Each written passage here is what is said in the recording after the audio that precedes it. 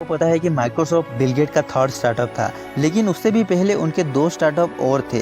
पहले उन्होंने एक कंप्यूटर गेम बनाई थी जिसको उन्होंने $4200 में सेल कर दिया था। उसके बाद उन्होंने ट्रैप और डेटा बनाया जो कि बेसिकली ट्रैफिक को कंट्रोल करने में मदद करता था।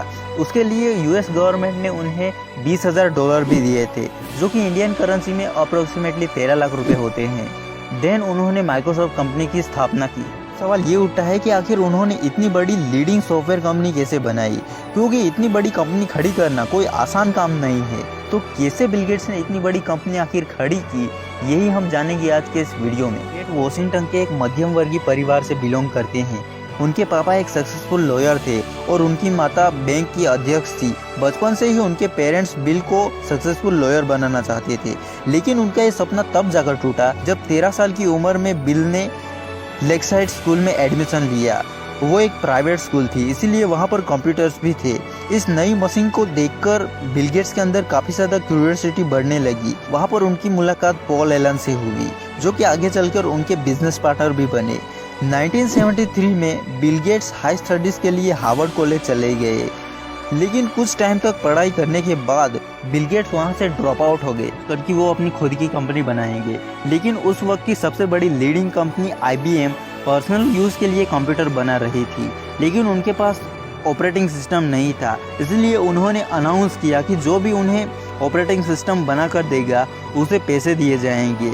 जैसे ही ये बात बिल और पॉल को पता चली, वो IBM के CEO के पास गए और उन्हें बताया कि जिसे वो ढूंढ रहे हैं वो हम ही लोग हैं, और उस डील के लिए उन्हें मनवा लिया। जब उन्होंने कंप्यूटर ऑपरेटिंग सिस्टम बना ली तो उन्होंने डायरेक्टली IBM को सेल नहीं कर दिया, बल्कि अपने ऑपरेटिंग सिस्टम को लाइसेंस आउट कर लिया। जिससे हुआ है कि जिस किसी भी कंप्यूटर में उनका ऑपरेटिंग सिस्टम डलेगा, उन्हें माइक्रोसॉफ्ट को एक फीस चुकानी पड़ेगी। पॉल एलन की डेथ हो जाने के बाद बिल गेट्स ने माइक्रोसॉफ्ट की CEO की पोजीशन संभाली। बिल को फोर्ब्स के यंगेस्ट रिचेस्ट पर्सन की लिस्ट में भी फीचर किया गया था। उनके बाद सन 1994 में उनकी शादी फ्रांसिस मलिंडा गेट्स से हो गई। 6 सालों के बाद ही बिल ने अपनी वाइफ के साथ मिलकर Bill and Melinda Gates Foundation की शुरुआत की। उसके लिए बिल गेट्स ने अपनी कंपनी के थोड़े से शेयर बेच दिए और फाउंडेशन में फंड किया। 2000 में बिल गेट्स CEO के पद से हट गए और कंपनी में एक एडवाइजर के तौर पर काम करने लगे। उसके बाद सत्या नडेला आए, जो कि आगे चलकर 2014 में माइक्रोसॉफ्ट के अगले CEO बने। बिल गेट्स ने बचपन से ही मोनोपोली और द रिस्क जैसी गेम ज़्यादा खेली थी। इसकी वजह से ही शायद माइक्रोसॉफ्ट को उन्होंने एक मोनोपोली की तरह ही कन्वर्ट कर दिया। The end of the video, Bill Gates और उनकी बेटी की एक छोटी सी कहानी सुनाकर इस वीडियो को एंड करना चाहूँगा। एक बार की बात है जब उनकी बेटी एक बड़े से होटल में डिनर करने के लिए जाती है।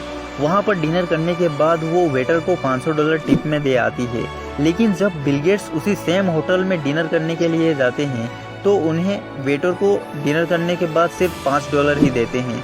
जब वेटर उनसे पूछते हैं कि आपकी बेटी ने $500 दिए हैं और आप दुनिया के सबसे अमीर व्यक्ति होने के बावजूद सिर्फ $5 दे रहे हैं, तब बिल गेट कहते हैं कि वो दुनिया के सबसे अमीर आदमी की बेटी है, लेकिन मैं एक गरीब किसान का बेटा हूँ। होप ये वीडियो आपको पसंद आया होगा। अगर पसंद आया है तो लाइक करिए। आज के लिए बस इतना ही। Thanks for watching.